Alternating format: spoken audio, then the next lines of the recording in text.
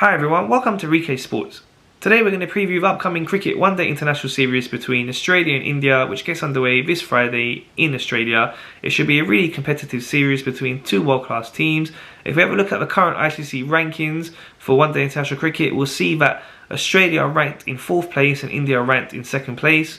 If we look at the head-to-heads between the two teams, so in one-day international series wins, Australia lead that one 26-15, and in overall wins, Australia again lead that one 78 wins to 52. But if we look at the most recent series played between the two teams, the last one was in January of this year. It was in India. India won that one 2-1. And the most recent series they played against each other in Australia was in January 2019. And again, India won that one 2-1. So in recent times, India have held the upper hand. If we look at the cricket played most recently for both teams, this year there's not been so much cricket as we know due to the coronavirus situation, so India have not played at all since March this year. For Australia, they did play that series against England in September, but also for them before that they hadn't played since March too. So let's take a more in-depth look at these last two series they've played. So for Australia, they came to England and actually beat the reigning world champions 2-1 in that series, which was a great performance from them. It was 1-1 heading into the final match. It wasn't looking so good for Australia at that point. They were 73 for 5 in that game, but then came together Glenn Maxwell and Alex Carey, and they put in a great partnership. Both got centuries each and guided Australia to the win there. And they'll take a lot of confidence from that. Beating the reigning world champions England in England is very difficult and was a great performance from them. For India, their last series was back in March, as I was saying. That was against New Zealand. They lost that one 3-0. Which was very disappointing for them. They did have some players missing, but it was a poor performance from them. So if we look at the team news now going into this match, India are going to be without Rohit Sharma and Ishant Sharma. That's a big miss for them, especially Rohit Sharma. We know he's one of the best batsmen in the world, especially in one-day international cricket. He scored many double centuries, really once he gets going, he's really a fast scorer. Often gives India great starts, so he's going to be a big miss. As will Ishant Sharma, he's a really good bowler as well, as we know. Both of them are out injured and will play no part in this series.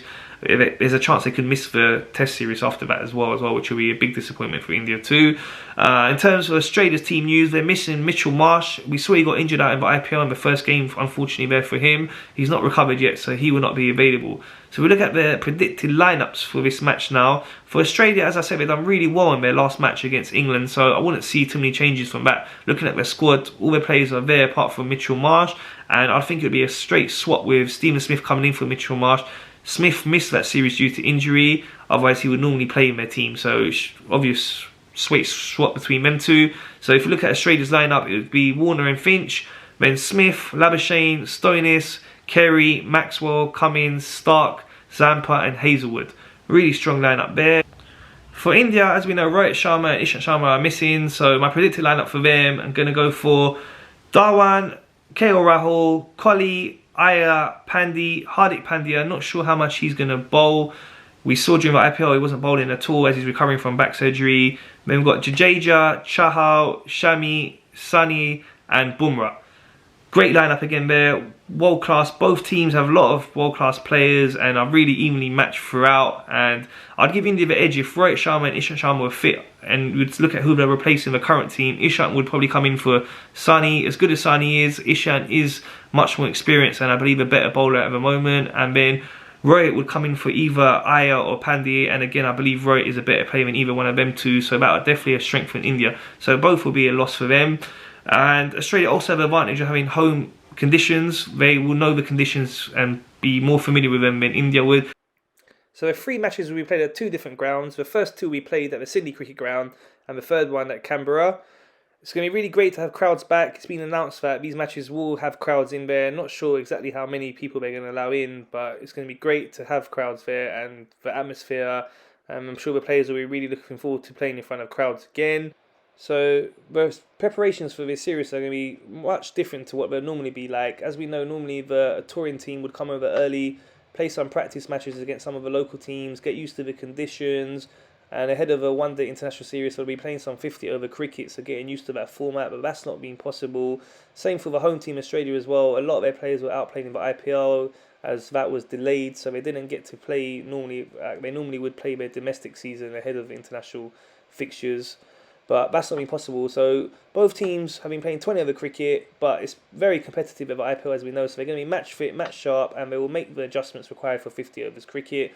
As we saw in the first matches under these sort of circumstances between England and the West Indies, and then England and Pakistan, and then England and Australia, both teams played well throughout them series, and the level of cricket was really high, even though they weren't getting much practice.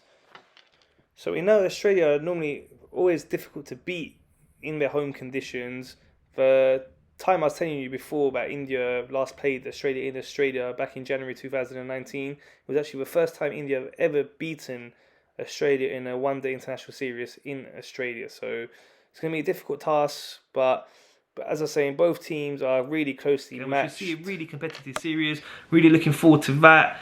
It's a difficult one to call for the winner now. So, as I was saying, really, if India had Rohit and Ishan, I'd probably side with them. But as they're missing, and also due to Australia having the advantage of home conditions, I'm going to go for an Australia win. I think Australia will edge this series 2-1. And that's all from me. Please keep it here for content on lots of different sports, and please remember to subscribe, like and share. Thank you.